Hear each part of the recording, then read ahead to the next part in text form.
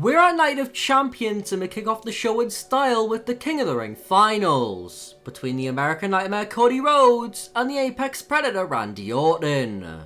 This is one hell of a dream match and it starts off boiling hot as Randy immediately looks for an RKO, but Cody counters as he looks for a crossroads, yet Randy counters all the same. And after Cody gets up, there's a fierce standoff, which gets cut off when Cody nails not one, not two, but 5 strikes in quick succession, and after showboating a little, he nails a bionic elbow.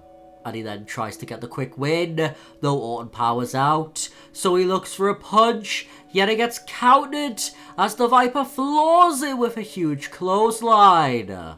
But Cody gets back into the match with a knee, which is followed up by a kick to the gut and throat thrust. Yet he isn't done, as after layering into Orton with a lethal striking combo, he sends him out of the ring. And once he gets up, Rhodes looks for a dive, although it gets impressively caught with Orton slamming Cody's back onto the announcer's table. And after doing so one more time, he picks him up and sends him back into the ring before connecting a belly-to-belly suplex as he goes into the cover, though Cody jolts out at one. So Orton takes him back to the outside and back suplexes him on the barricade. Then he just waits for Cody to get back into the ring, and as he does, the American Nightmare gets caught with a draping DDT. And from here, Orton looks to end the match early, but as he looks for the RKO, Cody picks him up and just puts him back down with a shoulder block and elbow to the skull.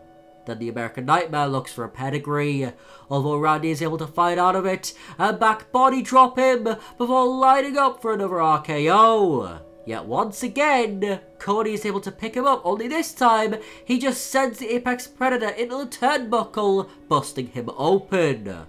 But he's just relentless as he picks Orton up and looks for a crossroads, yet Orton evades with his RKO once again being dodged as Cody finally does indeed nail the crossroads, and he sprawls into the cover, desperate to be king, although his royalty has to wait as Orton kicks out. Cody can't believe it, yet he calls up the dazed Viper as he looks for a disaster kick, which turns into a disaster for Cody Rhodes as Randy Orton nails an RKO out of nowhere before going into the cover. Can he amend last year's failure? Well, not quite yet, as Cody kicks out at the last possible second. And this makes the Viper desperate as he looks for an avalanche RKO, yet Cody gets out of it, and after another kick and throat thrust, he looks for a bulldog, although Randy just hurls him away like nothing. Then he just pounds Cody over and over, raining punches into him until he draws blood. Now they're even, blood for blood. But Randy gets dark thoughts and he listens to the voices as he backs up into the corner and looks for the punch. Yet Cody is able to move out of harm's way and desperately connect to Cody Cutter. And he gets even more desperate, which we see when he hits a brutal banned move. Surely Orton is done! Well, you think incorrectly as he kicks out. He's so desperate to become king, and this thought gets amplified when he attempts to stand, and as one last act of defiance, he looks for the RKO one more time, which is countered one more time, with Cody then rolling him up crucifix style to beat Randy Orton. It's the exact same loss for Orton 2 years in a row. He's absolutely furious, and whilst Cody celebrates on the ramp and walks away, Randy loses his mind and RKO's the referee. And Nick Aldis instantly comes out to try and defuse the Viper, though he gets another RKO for his troubles. Randy is completely snapped as he walks away from the lifeless general manager.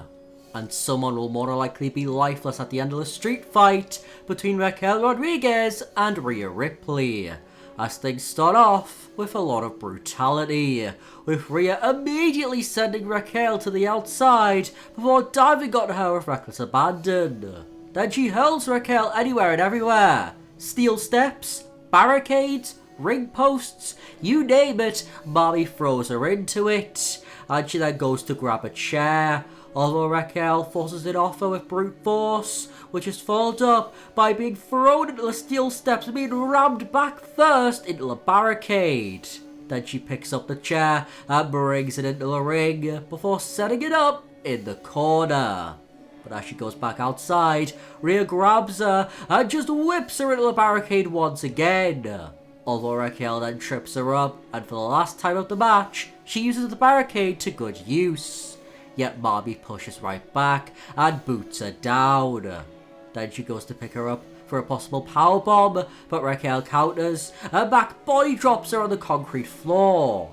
And from here, she grabs the steel steps and just headshots the former Women's World Champion. And after just hurling the steel on the corpse, she redecorates the announcer's table. Although Rhea fights back, and with all the strength she can muster, she suplexes Raquel off the table to the floor. And with a follow-up elbow drop, she locks in a prism trap on the outside. Even though Raquel is able to get out of it before slamming Rhea down. Then she plants Mommy's face into the announcer's table, and with a takedown, she slowly drags Rhea to her feet before sending her into the ring and following suit. And with Rhea dazed, Raquel takes full advantage of this and connects a gory slam. And she desperately goes into the cover, although Mommy kicks out at 2. So Rodriguez looks for a Tejada bomb, yet Ripley is able to escape with a few well-timed strikes and sends her opponent into a steel chair. And she of course goes into the cover, but this doesn't get the job done, although this gives Rhea an idea, as she goes to the outside and grabs a table. However, as she puts it and herself back into the ring, she gets big booted for her troubles. Then Raquel of course sets up the table, as she puts Rhea in the corner and on the top rope looking for a big suplex. Though Rhea fights back and is able to turn it around in a riptide position and plants her through the table with it. But then Roxanne Perez pulls Rhea Ripley out of the ring. It's unbelievable, she even beats the hell out of her, which includes locking in a crossface until she believes the damage is done. As she then goes to grab a kendo stick, but she took too long, as Rhea is back up and headbutts the Prodigy before connecting a riptide on the ramp. Then she runs into the ring, although she gets met by a breathtaking clothesline, which is followed up by a Tejada bomb. Has Rhea just been screwed over? Well, not quite yet, as she kicks out at 2. So Raquel gets desperate as she grabs the steel chair and swings it relentlessly into Mommy. She won't stop, as it even gets to the point where the chair actually breaks on her. So she goes back into the cover once again, although once again, Rhea Ripley lives. Raquel can't believe it, so she goes nuclear, and not only does she grab a table and sets it up, but she sets it on fire. Although as this happens, Rhea desperately unhooks the turnbuckle pad, and as Raquel runs at her, she gets crushed by her own power. And this gives Mommy an opening as she looks to use the flaming table to her advantage, although Raquel fights back, and with one more big boot, she picks her up and unbelievably powerbombs Mommy through the flames. And no one is surprised that Rhea Ripley is done. Mommy has lost and has proven yet again that she isn't always on top, as on this night, Raquel Rodriguez proves why she deserves to be one half of the Women's Tag Team Champions. And even though the next match has no gold on the line, it is the crutch of this fight, with Cross believing Sami is hopeless regarding capturing a world title. But will he be proven right? Well, the match is on, and Sami immediately looks for a haluva kick, although Cross evades as he attempts to apply a cross jacket, but Sami quickly counters all the same. Then the killer demands for the underdog to bring it, which he does in abundance, as he sends Cross out of the ring and looks for his signature DDT. Although Cross is able to beautifully catch him and plant him face first onto the concrete floor.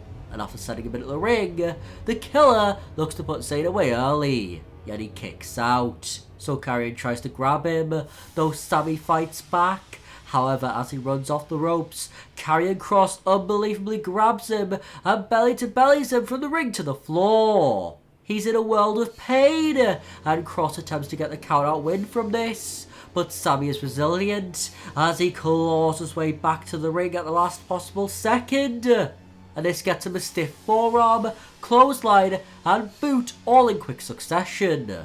Then he mounts the underdog and starts to beat the unholy hell out of him.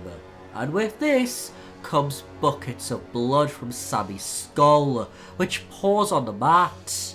But Kross demands for Zayn to get up, and somehow the bloodied star obliges. As after he does, he demands for Kross to bring it. And he does just that. But Zayn ducks and nails back-to-back clotheslines, which is followed up by his pop-up dropkick.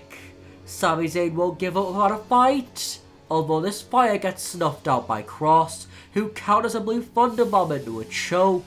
And with this, he then connects a Doomsday Saito suplex. But one isn't enough for him, as he connects another. And with a third, Kross mercifully attempts to end the match, though Sami, with the willpower of a Green Lantern, kicks out at one. Everyone is stunned, but this came from deep within, as he's still out cold. So Kross just goes into the corner and just taunts at him. Although eventually, he goes to grab him, which is met with a stunning kick as Sami begins to fire up and fire on all cylinders with everything he has left. And with the killer stranded in the corner, he's met with a haluva kick to the face. Can Sami do the impossible and defy the odds? Well, maybe not on this night, as Kross kicks out. So Sami looks for one more, although Karrion is able to nail an overhead suplex before it could hit. But that's not all, as Kross nails another overhead suplex variation alongside a pump handle variation.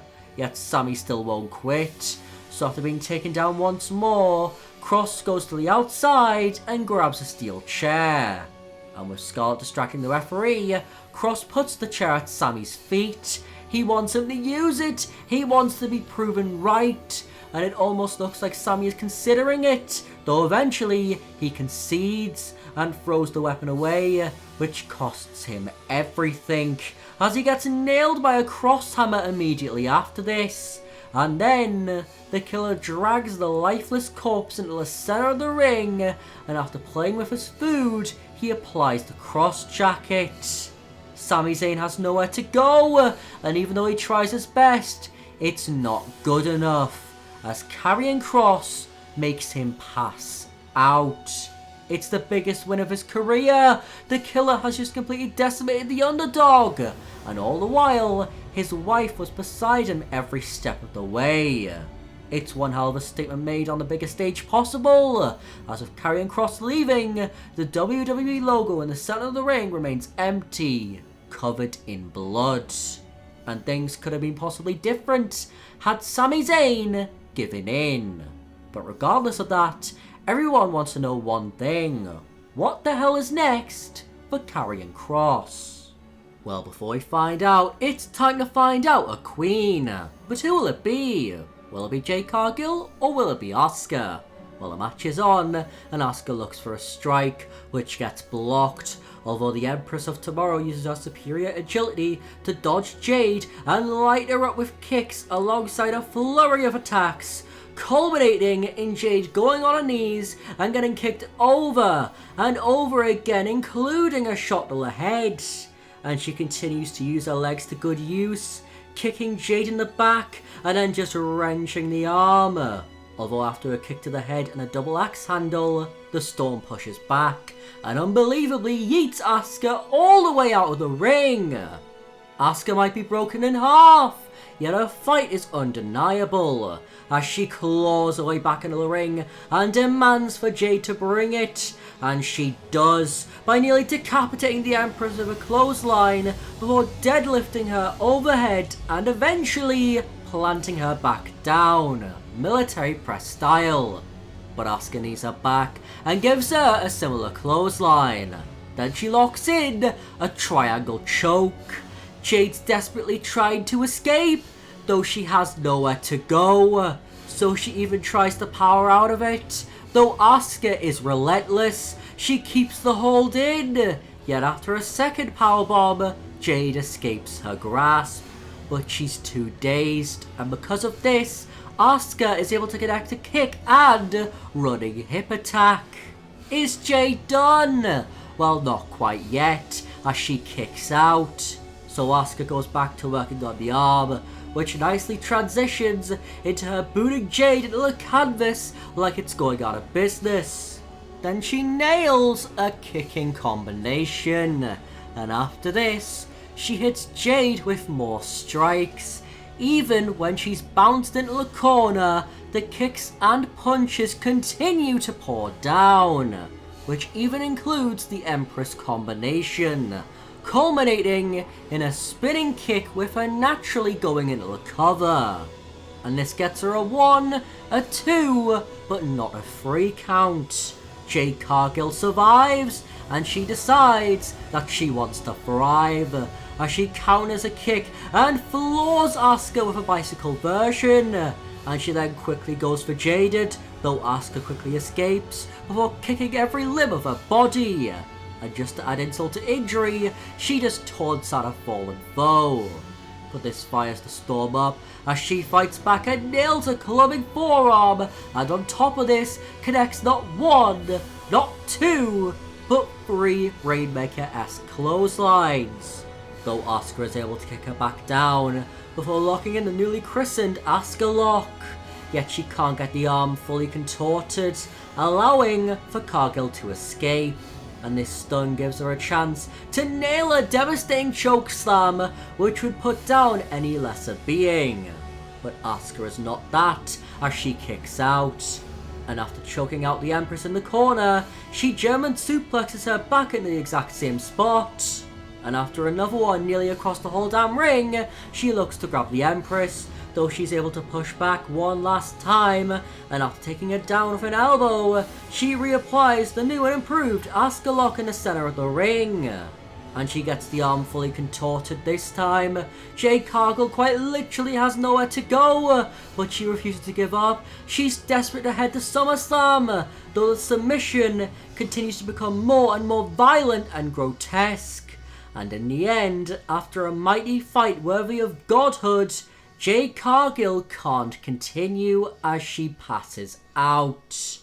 Asuka has won. She's now queen, and she now is set on a collision course against the Women's World Champion, Io Sky. But before then, it's time for Bloodline Warfare, as Solo Sikoa looks to topple Jacob Fatu for his United States Championship. Though before the match can even begin, we see Jimmy Uso and JC Mateo brawling on the ramp. The match is going to be a fair 1-on-1, so Solo attempts to jump Fatu, though he had this scouted as he starts to annihilate Solo. Though the Timu Tribal Chief fights back and even actually connects a Samoan spike. Is the match done just like that? Well, Fatu kicks out at 1, so he nails another. And after picking him back up, he grabs Fatu by the throat again and nails a third. But once again, the champ kicks out at 1, so Solo goes berserk and nails spike after spike until he believes the damage is done and goes into the cover. Although with the resiliency of a warrior, Jacob Fatu kicks out at 2. And then Jacob unbelievably gets up. Solo is beside himself as the champ sends him out of the ring, and subsequently he dives onto him. Then he starts to redecorate the announcer's table, but Solo comes out of nowhere and nails another spike. Then he gets an idea as he puts Jacob on the announcer's table and does something all too familiar with Fatu as he dives onto him with both men crashing and burning. Both warriors are out, and they can't even make it to the count of 10. The result is a double count out, yet eventually, Solo emerges from the wreckage and limps away, even though Fatu isn't that far behind. But now, it's time for the main event of the evening, as it's time to run back a classic one more time. CM Punk versus John Cena. Who will stand tall? Well, we start things off with a lockup, although Cena manages to push back. But even though he has the chance to, he doesn't cheap shot the straight edge savior.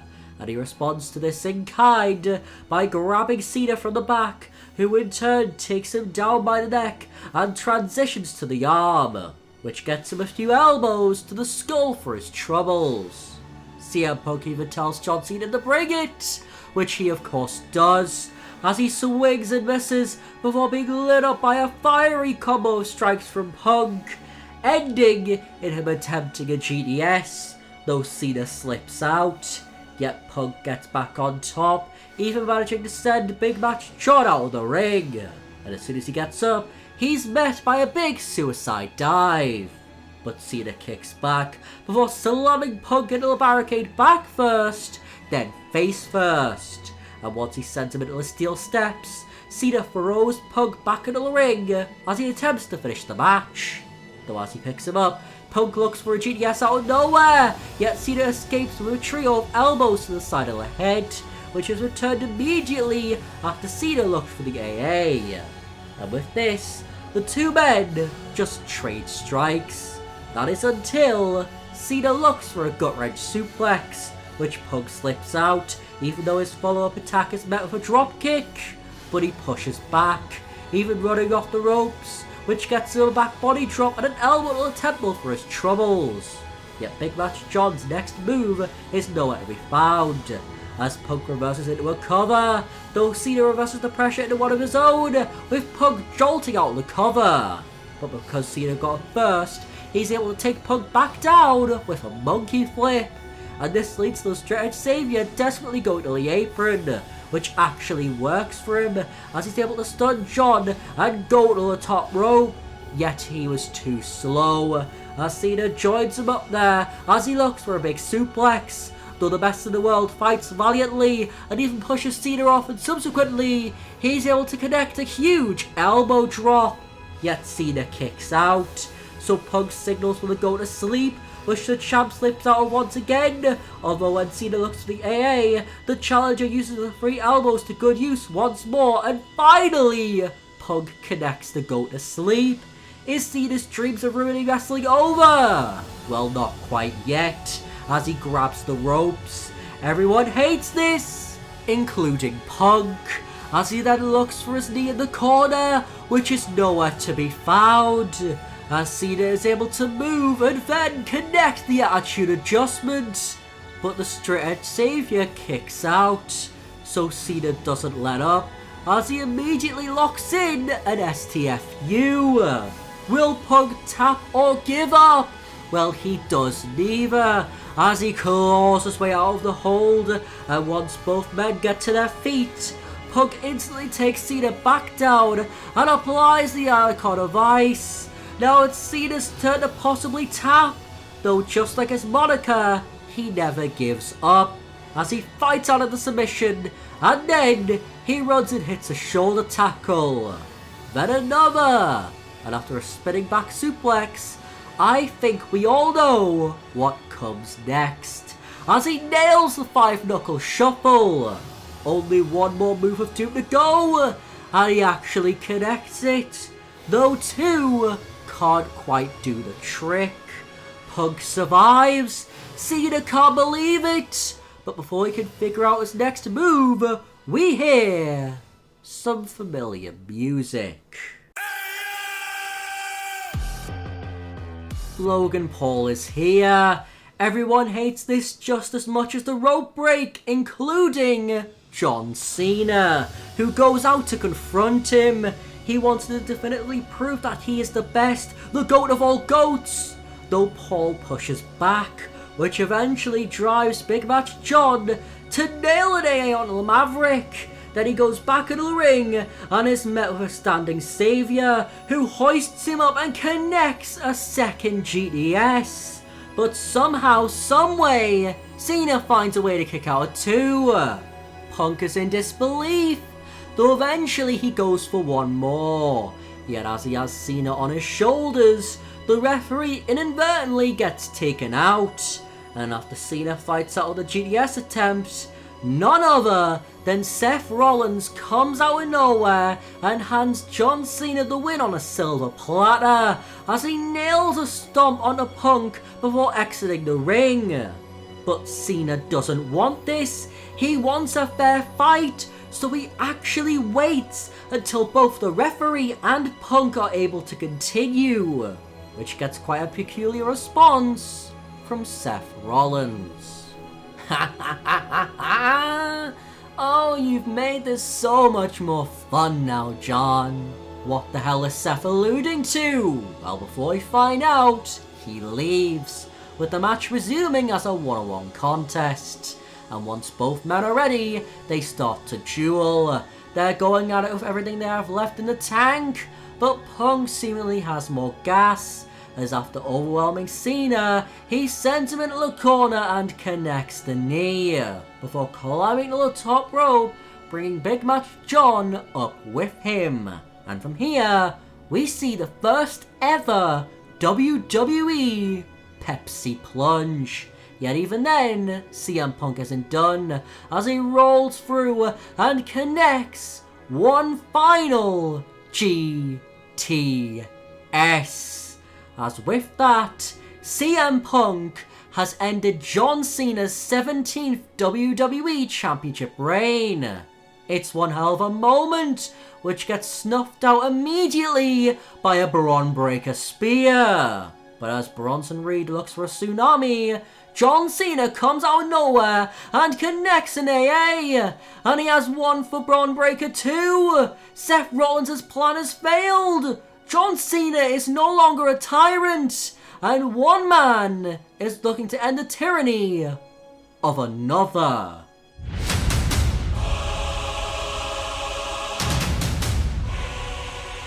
Roman Reigns is back, and he connects a breathtaking spear onto Seth Rollins. And with Cena officially acknowledging Punk as the champion, he leaves. No longer a villain, letting CM Punk have his moment in the sun. And if you like this story, I think this might interest you.